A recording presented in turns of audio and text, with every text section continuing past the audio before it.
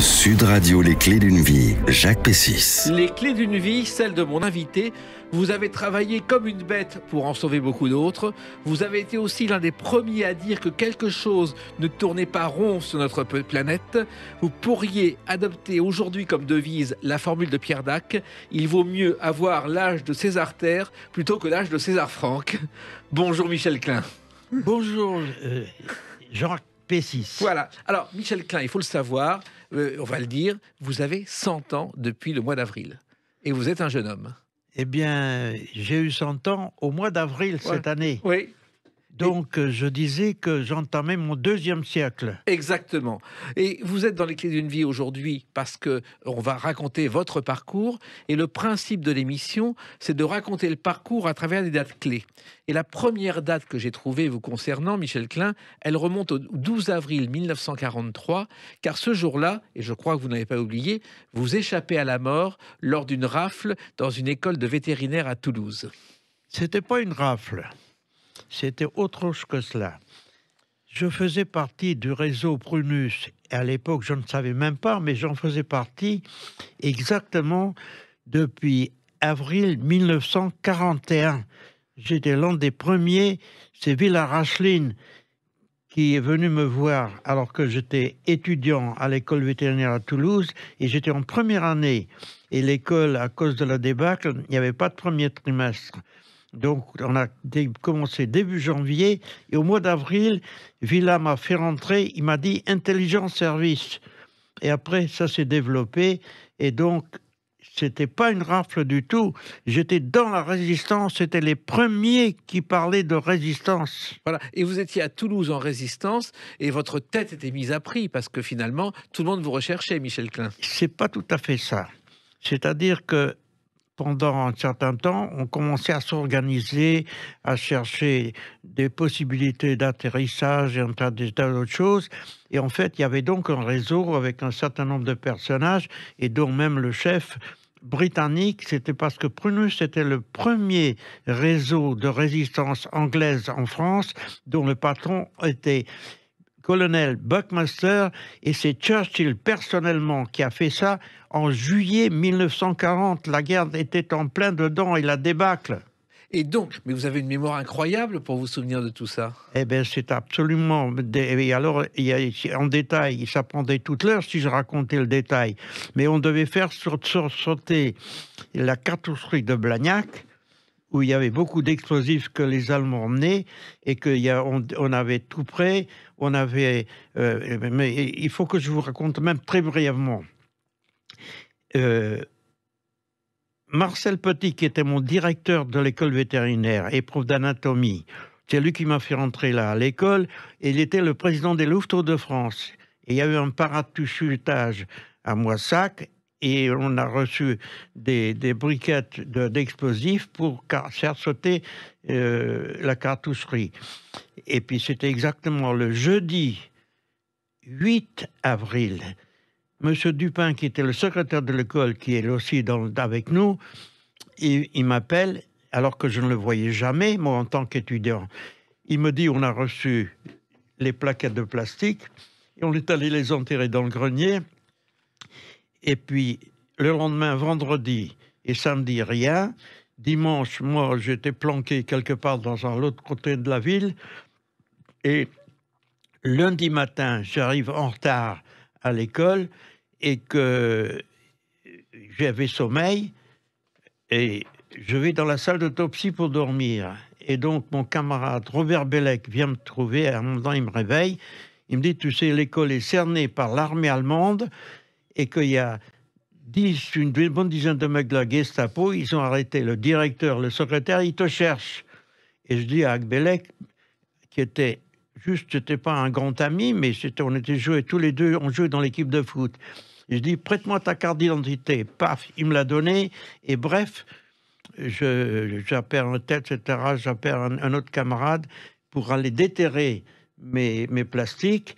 Et je lui dis, tout à fait inconscient, je vais sortir et je reviendrai quand les Allemands seront partis déjeuner. Eh bien, et au moment où je passe la porte le concierge m'arrête, il me dit: «C'est vous, collègue?» Je dis: «Non, c'est pas moi. Je vais le sortir pour montrer la carte d'identité de Bellec». Et j'ai beaucoup de chance. Monsieur Martin, qui est le prof de parasito, monsieur Dubuc, qui était le beau-frère de Dupin, ils arrivent, ils entendent, monsieur Martin entend mon altercation avec le concierge. Il me dit: «Qu'est-ce qu'il y a, Bellec?» Je dis: «Monsieur, il me prend pour un autre». Alors, bref, il me passe un savon: «Vous avez du boulot, c'est pas le moment», il m'engueule, etc. Et après, il me dit: «Allez, dépêchez-vous, mettez votre aile à la boîte et allez travailler». Une fois que j'étais dehors, j'ai cavalé, je suis parti, etc.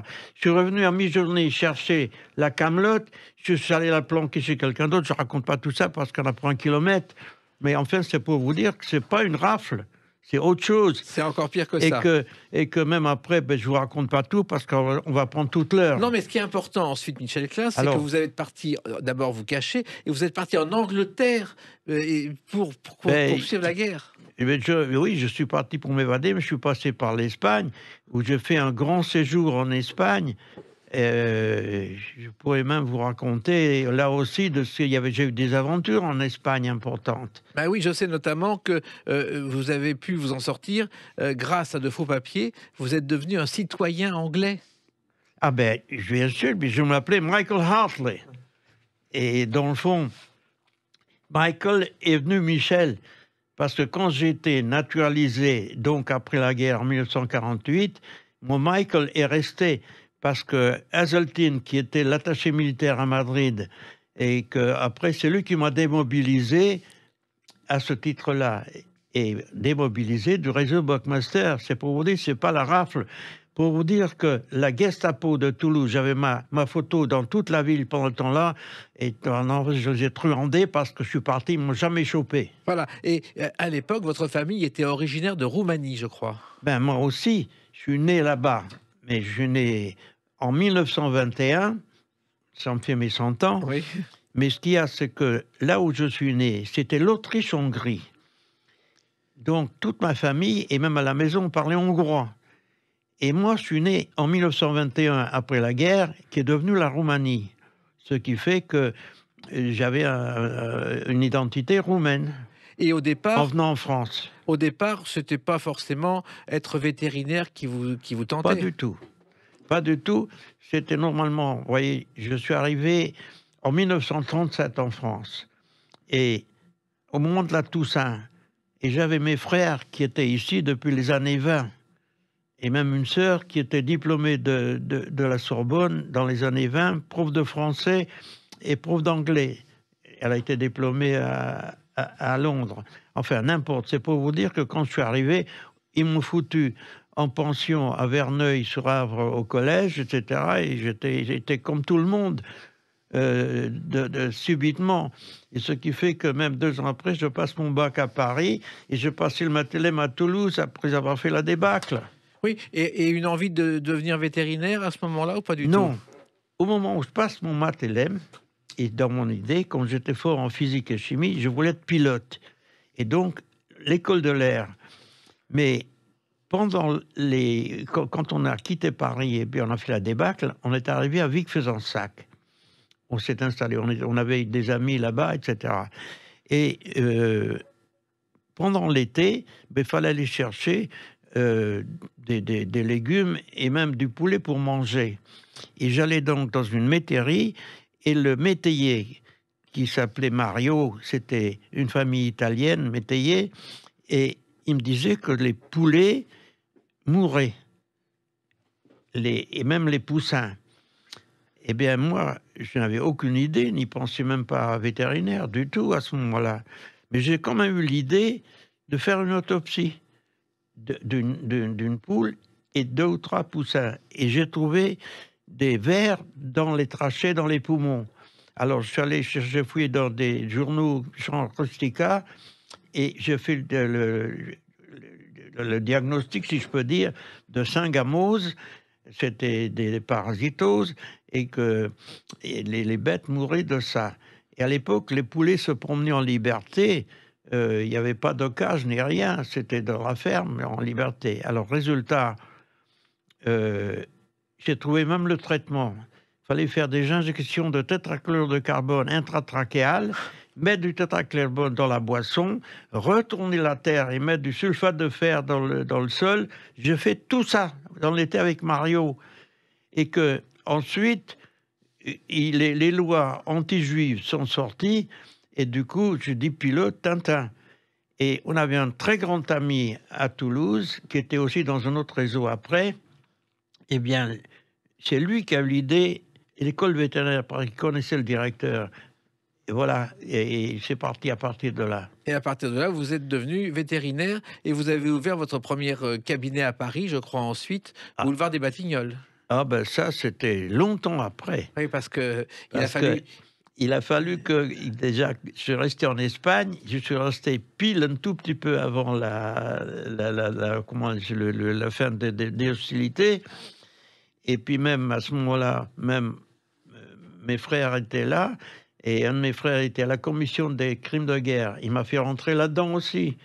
Alors j'ai continué à reprendre Alfort, parce que j'avais pas fini. J'étais en troisième année à Toulouse. Voilà. Alors j'ai commencé à retourner à l'école, etc.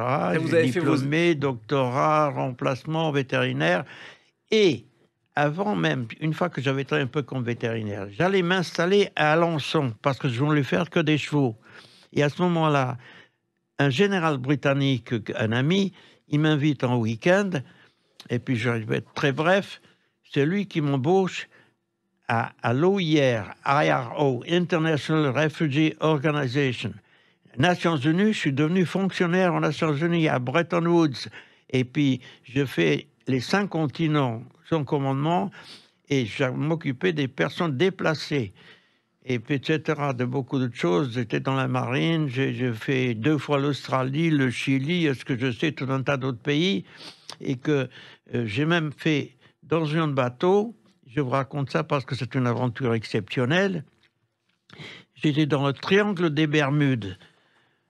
On revenait du Chili, on passe le Panama et une tempête commence à Trinidad, balayer toutes les Caraïbes. Alors le commandant, on va se mettre à l'est, laisser passer et on passera tranquillement. Alors, quand on a passé entre Porto Rico et Cuba, on était dans le triangle.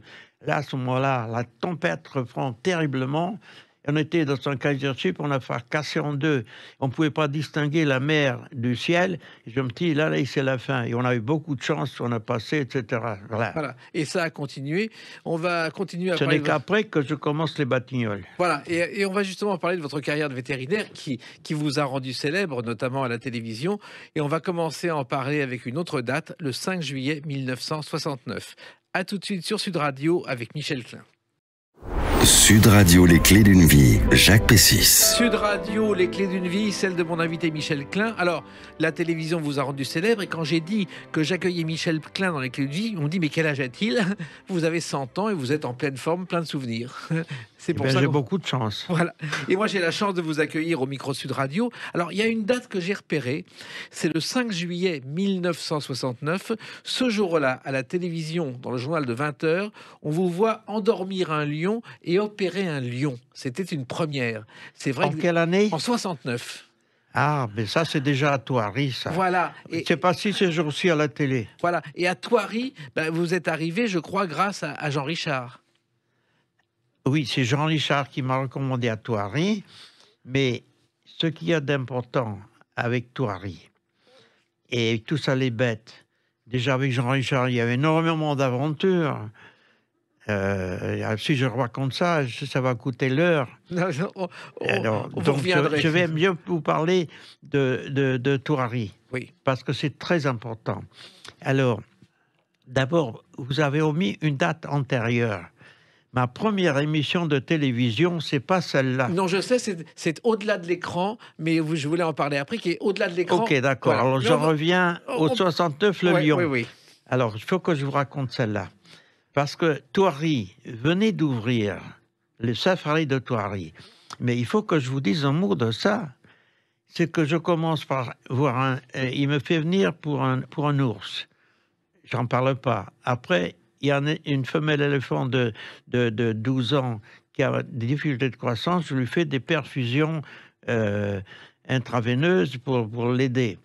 Et dans le fond, il y avait une parente proche de Pierre Lazareff, Directeur de France Soir. qui était une amie.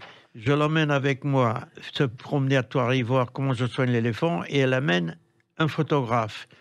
Et pendant que Paul de la Panouse nous invite à déjeuner après, il a fait une photo, évidemment, qui était la première parution de Thoiry dans la presse. Et bien, pendant le repas, et ça c'est important, je demande à Paul, est-ce que vous avez une centaine d'hectares disponibles? Il me dit oui. Je dis à ce moment-là, je lui dis, il faut mettre des bêtes en liberté et les visiteurs en cage dans leur bagnole. Ça n'existait nulle part au monde, sauf au parc Gilbert, en Afrique du Sud, que je connaissais. Et c'est pour ça que c'était une sorte de première presque. Et la première année, 1 million de visiteurs. Incroyable. Et c'est vrai que tout le monde... Donc, l'opération du lion, Oui. c'est que Thoiry avait ouvert quelques mois avant. Et que on est invité, Thoiry est invité à la grande émission du dimanche après-midi. Alors, il fallait que je fasse quelque chose de spectaculaire. Alors, on a voulu mettre en scène que je capture un lion dans la savane, je l'anesthésie et je l'opère. Alors, en fait, je vous raconte en détail parce que c'est intéressant. J'étais le premier à avoir le fusil avec les seringues qu'on pouvait faire des injections à distance. Alors, j'avais trié un tranquillisant au lion pour qu'il ne soit pas complètement... mais il était normal, mais simplement calmé. Et on avait une espèce de branche comme quoi on capturait le lion dans la savane. Enfin, finalement, je lui fais une intraveineuse et je l'anesthésie complètement. Et là, je l'opère pour de bon, parce qu'en fait, ce lion s'appelait le Ledernacken, c'était son nom, parce que chacun avait son nom. Eh bien, j'avais dit que c'était une hernie, parce qu'à l'époque, à la télé, on n'en parlait pas, mais en fait, il était cryptorchide, il y avait un testicule qui n'était pas descendu. Alors, je lui ai fait une véritable opération, et je lui ai descendu son testicule, et je l'ai mis en place, comme ça, on en avait 2 testicules. Alors, ce qui est étonnant, c'est que, bon, on a commencé par parler de la guerre, de votre arrivée, mais vous avez commencé, vous, boulevard des Batignolles, très discrètement avant d'opérer des lions ou des Thoiry. Ah ben, l'histoire si on veut, j'avais opéré déjà un ours avant même, un ours à Bouglione, avant d'être installé. Oui. Et puis à Thoiry, j'étais au jardin d'acclimatation, j'avais opéré une femelle lionne, enfin une lionne qui avait un pyomètre, une endométriose. Et j'ai anesthésié dans le jardin d'acclimatation et j'ai ramené au Batignolles et dans une camionnette avec l'appareil d'anesthésie et la police qui me suivait par protection. Et quand je suis arrivé au Batignolles, il y avait Carmen Tessier et son mari Dubois, qui était le préfet de police, ils étaient là, parce qu'ils me connaissaient bien. Et je ne sais même pas comment ils ont su, mais j'ai opéré la lionne comme il faut, et je l'ai ramenée de la même manière, et je l'ai réveillée au jardin d'acclimatation. Ce qui est extraordinaire. C'est pour dire que, vous voyez, puis j'en ai fait des trucs et des machins comme ça en quantité. Oui, je crois que vous avez même opéré un éléphant avec le prince Régnier et Caroline de Monaco. Non, je n'ai pas opéré, mais j'ai anesthésié cet éléphant qui avait un problème de défense et d'abcès, et j'ai eu la chance d'avoir Caroline comme assistante. C'est pas mal. Elle m'a aidé, et Régnier était là pour nous aider parce que ça l'intéressait. C'est la première fois qu'on anesthésie un éléphant, et l'éléphant Timbo, il s'appelait Timbo, il s'est couché contre un arbre. Et alors, moi, il fallait qu'il soit couché sur le côté gauche pour pouvoir travailler. Et on essaie de le tirer, mais les 4-5 tonnes, on n'y est pas arrivé. Et puis, il y avait de la boue, etc. Alors, enfin, Régnier, il a mis à la patte. On a tiré avec un truc agricole comme, comment dirais-je, un gros appareil agricole qui pouvait le tirer. Alors, ce qui est étonnant, c'est que vous avez commencé donc dans une petite boutique boulevard des Batignolles, et avec des chiens, avec des perroquets, et que vous êtes arrivé aux gros animaux. Ben, à vrai dire, j'avais déjà les gros animaux tout de suite avant.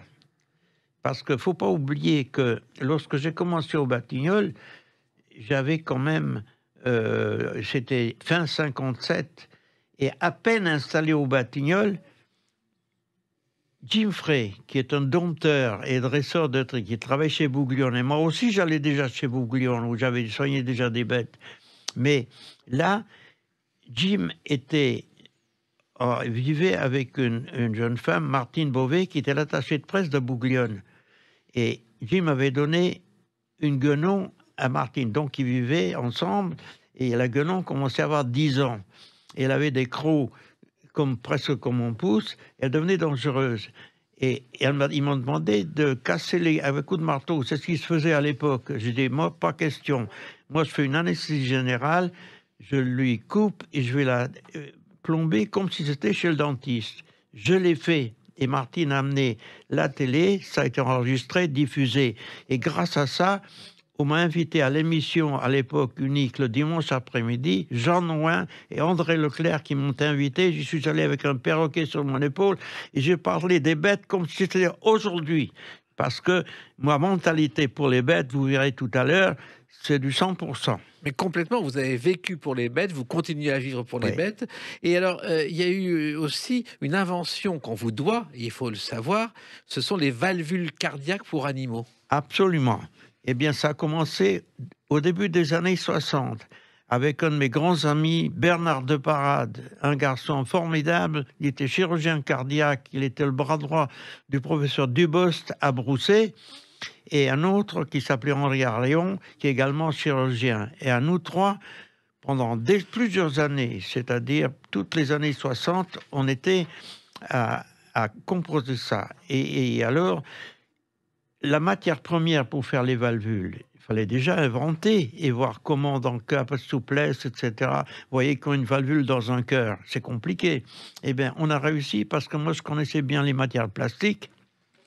Et la plus grande partie, la base, c'était du polysobutylène. Vous voyez, je vous donne le nom de la molécule. Oui, avec, sans faire de faute. C'est pour dire qu'à mon âge, quand même, c'est pas mal. Oui, mais surtout... Et qu'après, une fois qu'on a eu ça, il a fallu fabriquer des moules pour faire un cœur avec les valvules qui travaillent et que pouvoir les observer et les calculer avec les mêmes constantes que dans un vrai cœur, et que c'était pas rien parce qu'il ne fallait pas attendre 10 ans pour le voir.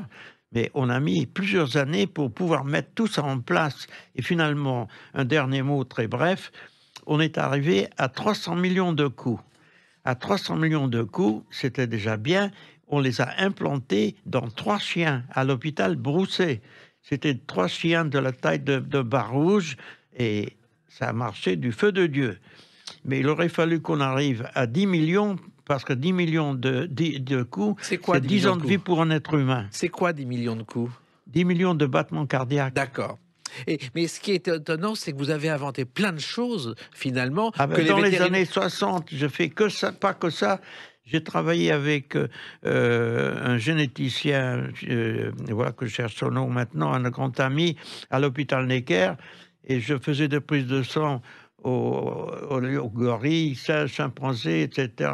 Et on travaillait les chromosomes et on a fait le karyotype de l'ancêtre de l'homme et des pongidés, c'est-à-dire les grands singes. Incroyable. Et puis j'avais encore fait plein d'autres choses parce que en chirurgie, je ne l'ai pas arrêté. Ben oui, et vous n'avez pas arrêté non plus dans d'autres domaines. On en parle avec une autre date, le 6 janvier 1991. À tout de suite sur Sud Radio avec Michel Klein. Sud Radio, les clés d'une vie, Jacques Pessis. Sud Radio, les clés d'une vie, celle de mon invité Michel Klein. Alors, vous me dites tout à l'heure, est-ce que j'ai encore une bonne voix? Est-ce que j'ai l'impression d'avoir 100 ans? Vous avez une très bonne voix et franchement, votre siècle, vous ne le faites pas. Et continuez comme ça. Alors, vous avez des souvenirs fabuleux et un souvenir que toute une génération connaît, c'est le 6 janvier 1991. C'est la première d'un rendez-vous télévisé dont voici le générique. Non, c'est pas ça. Terre, attention, danger. Souvenez-vous, le premier numéro de Terre, attention, danger était consacré aux éléphants. Aujourd'hui, c'est la dernière émission de Terre, attention, danger. Terre, pour la attention, saison, danger. attention. Avec Dorothée.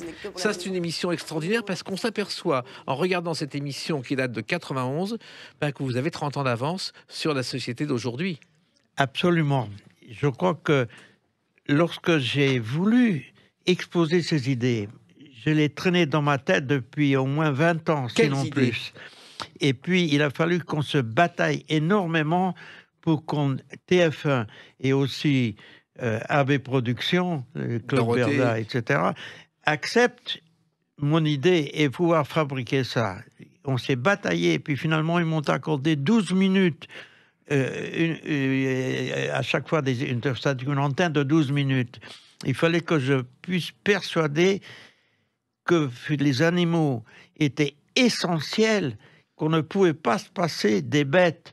D'abord parce que les bêtes sont belles, bien plus belles que la majorité des êtres humains, alors que les bêtes sont toutes belles et que nous, on sait parler, mais la majorité de nos paroles, c'est du mensonge, sauf quand moi je vous raconte, c'est des vérités, et que les animaux, normalement, ne savent même pas mentir. Ils vivent d'une manière simple, ils ne sont pas tordus comme nous, on peut l'être. Et d'ailleurs, j'irai plus loin tout à l'heure, j'y reviendrai. Et donc, j'ai fini par pouvoir faire, et Dorothée, évidemment, elle était essentielle, parce que Dorothée, elle était déjà archi connue, ça faisait 10 ans qu'on, pour ainsi dire, qu'on travaille ensemble à l'antenne et tout ça. Dans donc, le club Dorothée. Moi aussi, oui. On me connaissait depuis longtemps, mais ça, c'était nouveau, et personne ne voulait y croire. Parce que finalement, vous disiez ce qu'on voit aujourd'hui, que les animaux risquent de disparaître. Eh bien, si ces animaux vont disparaître, d'ailleurs, à la date d'aujourd'hui, on finit par le croire, on en parlera à la fin, parce que là, il faudrait que vous me donniez assez de temps pour raconter tout ça, parce que j'ai des kilomètres à dire. Oui, oui. D'abord, je voudrais je ne sais pas par où je vais commencer, par la fin. La fin, c'est que je considère que la planète, avec tout ce qu'il y a de vivant dans la planète, c'est comme un être vivant. Je vois ça en biologiste. C'est que voir un peu sa vie, ses organes, son cœur, sa respiration, sa vascularité, etc. Et je me rends compte comment fonctionne l'ensemble de tout ce qui est vivant sur la Terre. Alors, en 2 mots, en bref, les virus, la végétation, les herbivores, les carnivores, et nous, les super prédateurs. Vous voyez, en quelques mots, je dis ça. C'était l'un après l'autre. La nature a fait d'abord ça, ça et ça. Parce qu'il y avait beaucoup de végétation, il fallait des herbivores pour les mettre à niveau. Et comme il y avait trop d'herbivores, on a mis les carnivores. Et après, nous, on est arrivé super carnivores. Et nous, on bouffe tout, on détruit tout, etc. Et qu'on en est... Et que, oui, alors, parenthèse, pour en arriver à Terre Attention Danger, moi, quand j'étais jeune, on était 2 milliards. Aujourd'hui, bientôt, on sera 8. Et je suis encore là. Mais ce n'est pas tout. Mais quand moi, j'ai commencé, eh bien, les bêtes, c'était rien. Les chats, on les jetait contre le mur, ou on les tirait. Les chiens, ils étaient attachés, on leur donnait des bouts d'os, et puis c'était rien. C'était un outil, et quand ils n'en avaient pas besoin, on les tuait. Et que on leur donnait des bouts d'os à manger, les restants, etc. Alors, donc, vous voyez, je dirais que j'avais autre chose dans la tête et tout ça, mais je me suis dit, ça ne peut pas continuer comme ça. Et puis, instinctivement, je me suis trouvé à aimer les bêtes, même sans... Regardez, ce que je racontais, c'était inconscient. Je ne sais pas ce que c'est que la peur, même aujourd'hui. Et donc, vous voyez bien tout ce que j'ai pu faire. Il y a toutes les bêtes, vous voyez, vous verrez, je peux montrer des images où des lions, il y a 2 lions mâles qui venaient de copuler, je les caresse, et ils me font des bisous, des ours et tout ça. Donc, si vous voulez, les bêtes... Alors, les bêtes, j'en arrive maintenant, je vous dis tout en pêle-mêle comme ça. Parce que les animaux sont tous télépathes. Vous savez ce que c'est télépathe? C'est-à-dire qu'ils savent ce qu'il y a dans votre caboche. Et nous, on se regarde les yeux dans les yeux, on s'imagine qu'il y a quelque chose derrière, on ne sait rien. En 1984, il y avait un colloque au Val-de-Grâce avec 120 chirurgiens. Et on m'a demandé de parler des morsures de chien. Et je leur ai dit, un chien renifle le bas du pantalon, il sait ce qu'il y a dans votre caboche. Alors les mecs sont tapés sur le ventre pour se payer ma tête. Je leur ai démontré que j'avais raison. Et ils sont écrasés. Alors, C'est pour vous dire que oui. les bêtes, c'est un peu tout. Si vous en parlez pendant 24 heures ou les 3 jours, je n'arrête pas. J'ai tellement de choses à dire. Alors justement, votre amitié avec Dorothée, finalement, ça a commencé bien avant Récréa 2. Je crois qu'il y avait une série qui s'appelait Ah non, Blablatus. non, c'était pas avant. Il y avait Blablatus au départ. Ah oui, mais ça n'a rien à voir avec Terre Ascendante. Non, non, c'est D'abord, autre chose, c'est Dorothée. Dorothée, c'était début des années 70. Elle avait 18 ans. On a fait Blablatus, et on faisait la liaison entre 2 émissions qui venaient de 2 endroits différents et qu'il fallait qu'on se démerde pour faire 6 minutes, 4 minutes, 8 minutes et ainsi de suite. La régie nous commandait. Il fallait donc improviser, mais c'était Blablatus, c'était avec un marionnettiste. Mais moi, j'amenais des chiens, des chats et des animaux et ça permettait de meubler. Et aussi, je parlais tout le temps des animaux, les bêtes, les bêtes, les bêtes. Vous êtes le premier, finalement, vétérinaire à avoir fait de la télévision pour défendre les animaux. Absolument. Et tout ça, c'est parti. Toute la société a changé, a évolué. Je n'étais pas le seul, mais quand même, avec tout ce que je viens de vous raconter, il y avait un mouvement en avant, à partir de rien, où les bêtes étaient déconsidérées, c'était rien du tout. On finit par les aimer, les introduire dans toutes les couches sociales, et qu'aujourd'hui, on les aime, on les adore, et voyez-vous que j'ai les présidents et les électeurs, pour avoir des électeurs, il fallait qu'ils aient un chien, et faire croire qu'on l'aimait, et ainsi de suite s'en occuper.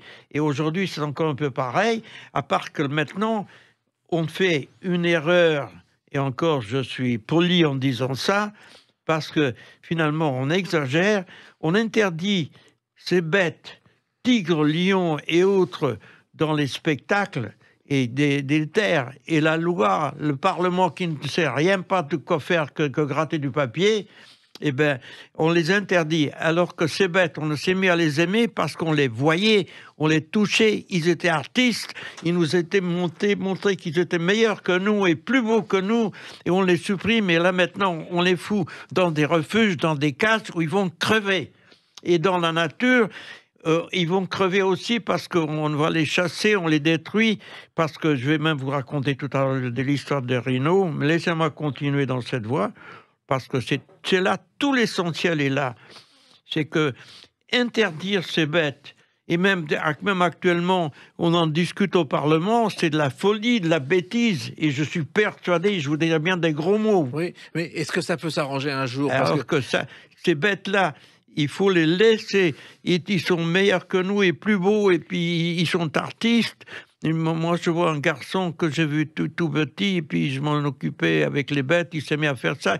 Il voit avec 10 lions par terre, à se rouler par terre, à les prendre les bras, les embrasser. Alors, où est la maltraitance? Bien sûr. C'est vraiment c'est un abus. Alors moi, tous ces gens-là, ils racontent, ils font de la protection animale.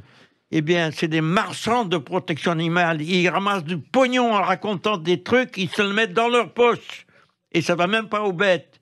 Alors, c'est pour vous dire que je suis en train de gueuler parce que moi, je les flinguerai. Oui, mais ça, je crois que vous n'êtes pas le seul à être comme ça. Oui, parce que vous comprenez. Et la loi a été votée par quelques public, personnes. avant n'importe quoi, les médias d'ailleurs, ils continuent à vendre ces conneries-là, et que c'est à révolter.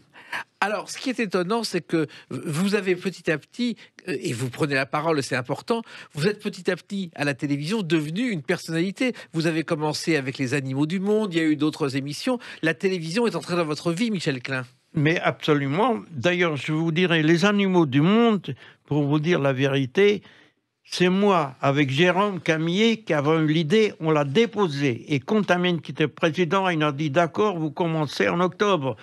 Mais il s'est fait dévisser au mois de septembre, et Biasini connaissait bien François Delagrange, qui était journaliste, mais il ne s'occupait pas d'animaux du tout. Ils se sont connus au Maroc. Résultat, c'est François qui a eu tout ça. Après, j'ai travaillé avec lui, c'est moi qui ai amené la première fois tous les chiens de la centrale canine, les sélections à la télévision. Et sans parler que j'ai amené avec Dorothée, justement, les animaux de toutes les espèces en direct. Des éléphants, des tas de fois, des crocodiles, des n'importe quoi, tout ce que vous pouvez vous imaginer. Mais sans jamais avoir peur, Michel Klein. Jamais, même aujourd'hui. Et moi, vous savez, si je dis je m'entendais bien, c'est parce que les bêtes savent ce que j'ai dans ma tête, ils savent qui je suis. Les animaux sont capables de vous faire votre profil psychanalytique rien qu'à vous regarder ou à être autour de vous un instant. Et je peux vous le prouver n'importe quand. Moi, j'avais une femelle, une grosse femelle ours blanche, 500 kilos, qui avait un petit à Thoiry. Elle se mit à faire une gastroentérite, alors vomir du sang et diarrhée. Donc elle était foutue. Alors les tirer à coups de fusil 500 kilos, vous voyez, ça aurait fait 20 piqûres. Eh ben, j'ai dit, elle va être folle, parce que ça fait mal quand même. Alors je suis rentré dans la cage, je l'ai soigné, je l'ai mis en perfusion. Paul de la Panouse et les autres, les soigneurs étaient là. Il dit, tu vas te faire tuer. Eh bien, je suis rentré et elle m'a donné sa patte, je mis en perfusion comme ça, comme si c'était vous. C'est que les animaux savent exactement qui Et vous êtes. l'ours, et puis elle avait même son petit. Vous voyez, une mère protège le petit. Elle m'a laissé tranquillement. Et à la sortie, c'est toujours si elle m'a pas fait un bisou pour dire merci. Comment expliquez-vous ça? Je ne sais pas. Je sais simplement, c'est que je vous raconte que pour moi, ma législation, je l'ai écrite en noir et blanc dans un de mes bouquins. Il n'y a que 2 articles. Article 1, 1 kilo égale 1000 grammes. Et le deuxième article, la confiance, c'est comme la virginité, on ne la perd qu'une fois. Voilà. Et c'est simple. Et j'ai rajouté ensuite dans mon bouquin que si on adoptait cette législation, le Palais Bourbon, on peut le transformer en maison de campagne. Voilà. Eh ben, c'est ce qui va arriver. Et il n'y aura pas que des grosses légumes dans cette maison de campagne. On va continuer à parler de vous avec une date très importante, le 19 avril 2021. À tout de suite sur Sud Radio avec Michel Klein. Sud Radio, les clés d'une vie, Jacques Pessis. Sud Radio, les clés d'une vie, celle de mon invité Michel Klein. Alors, 19 avril 2021, jour de vos 100 ans. C'est incroyable. Est-ce que vous pensiez que vous auriez un jour 100 ans et comment le vivez-vous? Eh bien, je ne m'en rendais même pas compte parce que finalement, c'était pratiquement un jour comme un autre. L'essentiel, c'est que je sais vivre, je veux vivre et que je fais simplement ce qui est naturel. Pour manger, je n'exagère pas. Je choisis ce que je mange, etc., ce que je bois. Même aujourd'hui, je bois n'importe quoi et je mange n'importe quoi. Je ne suis pas compliqué, mais il y a des choses que j'aime et que je n'aime pas. Oui, mais enfin, vous n'avez pas l'image d'un centenaire. Un centenaire, c'est quelqu'un qui marche avec une canne, qui est toujours dans son lit. Vous vivez normalement. Alors, eh bien, il se trouve, alors je suis obligé de vous raconter ma vie actuelle. Oui, vous êtes là pour ça. C'est que d'abord, j'ai la chance d'avoir une femme exceptionnelle, Marie-Christine. Et elle adorait ses parents. Elle téléphonait à sa mère 2 ou 3 fois par jour. 2 fois quand normal, mais après, quand elle était devenue malade, il fallait s'en occuper. Elle était tout le temps, elle était à sa mère, les parents habitaient à Rueil-Malmaison, et nous, on habitait à Paris dans le 15e. Mais elle a fini par y aller pour s'occuper de sa mère en permanence. Et moi, j'étais à Paris tout seul. Mais néanmoins, j'ai fini par rejoindre, partir là-bas avec eux. Et puis, la belle-mère, la maman de Marie-Christine, est décédée pratiquement au moment où on était en train de déménager de Paris jusque là-bas. Enfin, c'était un bazar terrible. Et ce qui fait que toute la maison là-bas, on ne pouvait pas bouger parce qu'on amenait tout notre mobilier, toutes nos affaires. Et puis, voilà que ma belle-mère décède. Et pratiquement dans les 2 ou 3 jours après, je ne me souviens plus maintenant tout de suite, je suis tombé un premier coup sur ma tête, en arrière. L'électricien qui faisait des travaux et Marie-Christine m'ont soulevé. Ça a été. J'ai passé l'après-midi, mais c'était un samedi, et le soir tard, je retombe par terre dans la cuisine en allant me laver les mains, en me retournant. Et là, je suis tombé et je ne pouvais pas me relever. J'avais une fracture du col du fémur droit. Et évidemment, je me disais, c'est fini, parce que là, à cet âge-là, c'est que là, j'étais c'était au mois de janvier cette année. Vous aviez 99 ans. Ouais. Ouais. Et c'est pour vous dire que j'ai été opéré. Et vous voyez, je marche, je monte l'escalier. Vous avez vu, je venais ici, j'ai même pas de canne. Oui. Et j'ai une grosse ferraille dans ma hanche. Et vous voyez, je me suis retapé, je revis. J'ai donc une chance d'avoir certainement une force génétique qui est là, qui est naturelle. Je suis une bête. Voilà. Vous travaillez aussi, puisque vous écrivez vos mémoires avec un ami qui s'appelle Jacques Mandorla. Ah ben Jacques Mandorla, c'est maintenant, disons, mon pilier avec les... Vous voyez, je peux presque même pas me passer. Je lui téléphone tous les jours, on se voit. Et d'ailleurs, il est là, dans le studio, avec nous. Et vous écrivez vos mémoires. On est en train d'écrire un peu mon historique, etc. Mais évidemment, on va déborder parce que avec tout ce que je viens de vous raconter et beaucoup plus que je peux pas dire parce que ça, c'est même pas 10%. Eh ben, ça risque de faire un trop gros livre, surtout des images, j'en ai des kilomètres. Et puis Jacques, qui a fait aussi le tour du monde plusieurs fois et que c'est un personnage exceptionnel. Notre livre, ça va s'appeler 100 ans avec les bêtes. Voilà. Eh bien, rien que le titre, ça vous dit tout de suite que lui et moi, eh bien, on se donne la main pour faire comprendre à tout le monde, à tous ceux qui voudront bien lire toute l'histoire, tout ce que ça représente et que les bêtes, c'est énorme, que sont les bêtes. D'ailleurs, dans mon premier livre, Ces bêtes qui m'ont fait homme, 76, eh bien, je disais, c'est vivre ou périr avec les bêtes. Et on a failli mettre ce titre-là. Mais 100 ans, c'est quand même plus fort, parce que ça vous permet de comprendre que si pendant 100 ans, on est à vous dire tout ce que je viens de vous parler un petit peu en bref, eh bien, c'est pas rien. Ah ben non, c'est pas rien, 100 ans. Et que le monde est complètement fou. Les dirigeants du monde n'ont pas la moindre idée, parce qu'ils font n'importe quoi, ils vous vendent du vent. Mais alors on commence à aimer les bêtes, mais même la façon de vouloir les aimer n'est pas normale, n'est pas naturelle, n'est pas équilibrée. Oui, alors j'en reviens à vos mémoires parce que vous avez une mémoire fabuleuse. Vous vous souvenez de tout. La preuve est là. Ben voilà, mais c'est extraordinaire. C'est quoi? C'est génétique. C'est la Mais j'en sais rien. J'ai la chance que je suis tombé plusieurs fois sur ma tête, d'ailleurs. En parenthèse, pas seulement là, c'était 2 fois. Mais je suis tombé. J'ai même une moto qui m'est rentrée dedans. J'ai comme explosé. J'étais à Boussicot, etc. Enfin, n'importe. J'ai eu des tas d'exemples. Et vous êtes là. Même avec les bêtes, j'ai oublié de vous parler des dauphins et des orques, et que la côte ouest des États-Unis, ou même les États-Unis entièrement, je les connais aussi bien que les rues de Paris. Voilà. Et alors, il y a une chose étonnante aussi, et vous le raconterez dans vos mémoires, Michel Klein, c'est que vous avez soigné les chiens de Liz Taylor et Richard Burton.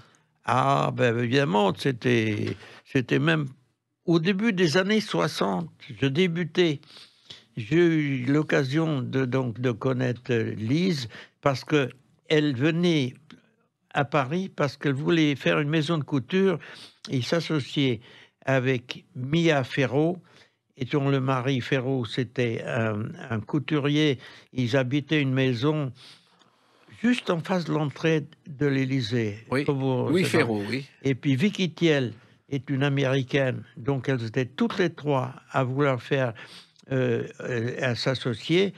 Et donc Lise était venue avec un petit York, qui s'appelait Mia comme par hasard, et que elle avait ébouillanté avec de l'eau bouillante, et ce qui fait que la peau de Mia était pelée comme la table, il n'y avait pas un poil entre les 2 oreilles.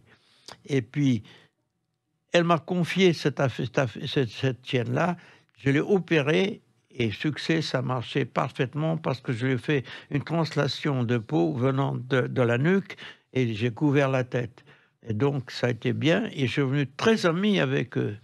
Ce qui fait que comme Burton et Lise tournaient, qu'ils avaient plusieurs chiens, moi j'habitais à Garches à ce moment-là, je les avais avec moi, entre autres. Et puis enfin, pour dire qu'un jour, il y avait par exemple... un gala à l'Opéra de Paris en l'honneur de Lise, Et puis qu'après le spectacle, il y avait un grand dîner derrière la scène. Et dans ce grand dîner, d'une grande table avec tas de personnalités, eh bien, Mia, qu'on appelait Tina aussi, la femme de Louis Louis Ferraud. Ferraud, eh bien, elle était très jolie. Elle s'est mise toute nue, elle a dansé sur la table. C'est pour vous dire que quand même, on savait rigoler aussi. Exactement. Alors, il y a aussi Jean-Paul Belmondo. On l'a souvent vu avec un Yorkshire, Jean-Paul Belmondo, qui est Jean-Paul Belmondo, qui est quand même la star des stars. Vous vous êtes occupé de son chien aussi, de Belmondo. Eh bien, il se trouve que sa chienne, qui s'appelait Mia aussi, est un Yorkshire Terrier. Moi, j'étais l'un des fondateurs, enfin avec la race, c'était Madame Duchâtel qui a introduit cette race en France. J'étais son vice-président. Et puis quand elle est décédée, c'est moi qui étais le président et j'avais le siège dans ma clinique. Eh bien, il y a pas cette période-là, enfin c'était dans les années début 80 à peu près. Jean-Paul était avec Carlos Sotomayor. Carlos Sotomayor. Alors je le voyais tout le temps. Et Carlos, oui, Carlos, parce que c'est un nom d'homme d'ailleurs, mais enfin, Sotomayor était très joli, etc. Et Jean-Paul était jaloux comme tout, il ne me laissait même pas une minute seule avec elle. Eh bien, finalement, quand ils se sont quittés, Carlos voulait faire tout un tas de choses avec moi, télé, etc. Et puis, bon, c'est du coup, c'est parce que c'est à ce moment-là que ma Marie-Christine était venue sur le feu. Oui, Alors, je préfère faire bouillir la casserole avec elle. vous avez eu bien raison. Alors, il y a aussi une chose qu'il faut savoir, c'est qu'aujourd'hui, il y a beaucoup de chiens d'aveugles en France, et à l'origine, c'est vous, Michel Klein, qui êtes à l'origine de ces chiens d'aveugles, Ben oui. de cette école de chiens d'aveugles. Ben voyez, l'école des chiens guides aveugles. C'est-à-dire que j'ai eu l'occasion de soigner quelques chiens qui étaient des aveugles, donc je connaissais la chose, et puis même j'avais 2-3 clients comme ça, dont une femme et aussi un gars, ils les avaient achetés très cher en Suisse, et que c'était pas donné, c'était pas gratuit. Et il y a eu quand même des écoles déjà de fait un peu en France, il y en avait déjà 9, dont c'est dans le Nord, Courteville qui a fait le premier, etc. Mais bon, passons. J'en arrive, et je raconte pas en détail, mais c'était les élections de 81, et je suis obligé de vous dire comment ça s'est fait. Alors, Guy Dru me demande si je veux bien faire partie du comment dirais-je, comité de l'équipe qui soutient Chirac aux élections. Alors, Guy Dru, que j'étais un ami, ben, je ne pouvais pas lui dire non. En me disant, mon petit vétérinaire, ça passera inaperçu. Eh bien, pas du tout. Dans les jours qui suivent, je prends l'avion pour aller dans le Midi, et le journal en première page, Chirac avec toute l'équipe qui le soutient, et puis je me trouve là-dedans. J'ai dit, qu'est-ce que je vais prendre? Et Giscard qui m'avait à la bonne, j'avais même été invité à l'Élysée par lui, etc. Enfin bon, résultat, bon, enfin, me voilà avec Chirac, et je lui propose de faire, là ils se passe, je lui propose de faire une école de chien guide. Alors, il se passe plusieurs mois, pas de nouvelles. Et le 11 novembre 82, Chirac m'appelle au téléphone, on me dit, qu'est-ce que vous faites aujourd'hui? Je dis rien. Venez à l'Élysée. À l'hôtel de ville, il n'y avait personne, on était seul. Il met une grande bûche dans la cheminée. Il reste 2 heures à discuter. Le chien guide, et aussi il me parle de ces 2 filles avec les problèmes. Et le résultat, le surlendemain, le dimanche, tout l'état-major à l'hôtel de ville est là et on a fabriqué l'école. Alors, si je vous en parle, il n'y en a pas encore 1 kilomètre. Non, mais c'est formidable parce qu'on est devenu international. Et tiens, il faut que je vous raconte celle-là parce qu'elle est importante. C'est que lorsque l'école était déjà née, etc., et ça, on l'a inaugurée en 87 avec Jacques Chirac et même Madame Chirac Bernadette, etc. Et donc, c'était 87. Et en 2001, donc pas mal d'années plus tard, j'avais Romero qui travaillait à l'école, et d'ailleurs c'est même à l'origine, il est un petit peu, parce que lui, il avait commencé à faire des chiens guides en douce à Plombéni, il n'y a rien, mais c'est un petit peu avec lui qu'on a imaginé de faire cette école. Il m'a donné l'idée, mais c'est moi qui l'ai réagi avec Chirac, parce que même les bâtiments et tout, c'est la ville de Paris, tout ça. Et l'architecte, c'était l'architecte de la ville de Paris, et moi qui donnais toutes les mesures et tous les détails. Mais on est 2001. On avait mis pour les chiens qui devaient s'entraîner, des chiens guides pendant l'éducation, des colliers phosphorescents pour ne pas les perdre la nuit. Et ça se passait à la Villette, et des enfants qui étaient avec leur maman disent « Tiens, maman, regarde des chiens lumière ». Et quand j'ai entendu ça, ça fait tilt. Et je dis « On va faire quelque chose à partir de ce moment-là ». Et on a fait un chien qui faisait 29 mètres sur 12, avec 420 aveugles, avec des grands spots, la largeur des Champs de Mars, au pied de la Tour Eiffel. Il a fallu qu'on prenne un transfo énorme parce que l'EDF ne pouvait pas nous fournir la quantité d'électricité.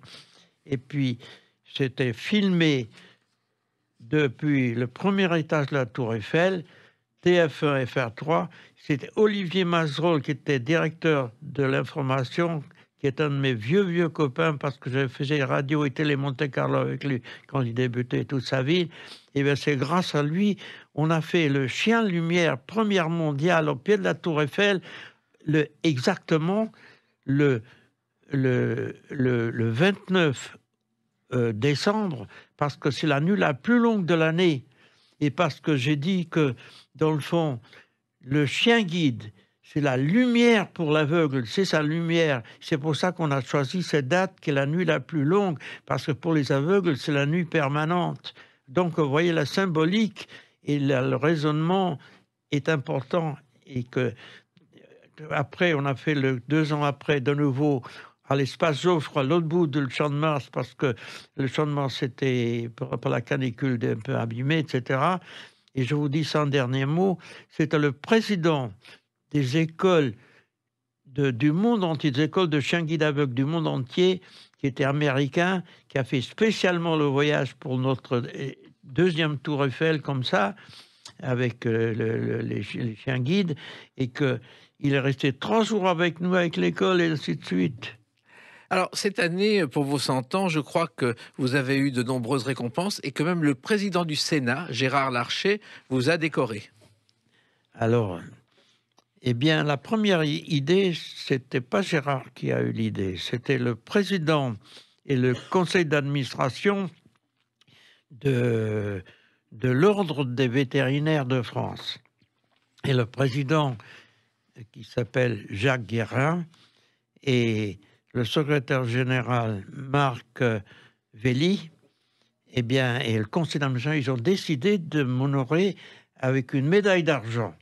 Alors, la médaille d'argent, et à l'ordre, ils ne l'avaient même pas, et ça s'est arrêté à la médaille de bronze. Donc, ils ont fait faire une médaille spécialement pour moi, que voilà, elle est pèse, lourde d'ailleurs. Et puis, il me dit, ça c'était au mois d'avril, il m'écrit, il me dit, ben, avec le Covid, on ne peut pas vous le remettre tout de suite, mais on va voir dès que ça va être un petit peu libéré. Et puis après, il me dit, on va le faire au Sénat, au mois de septembre. Et normalement, évidemment, c'est le président du Sénat, Gérard Larcher, qui devait remettre.